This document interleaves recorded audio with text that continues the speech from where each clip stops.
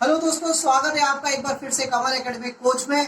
आइए आज फिर से कुछ नया सीखते हैं। Hello, good morning kids. आज हम पढ़ेंगे sound of vowel E.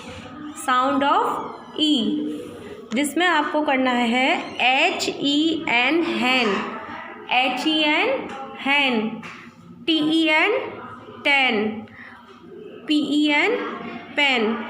Repeat again, HEN hen, TEN ten, PEN pen. पहले हमने ए के साउंड पढ़े थे और अब हम कर रहे हैं साउंड ऑफ ई। ये आपको अपनी इंग्लिश नोटबुक पर बोल बोल कर करना है।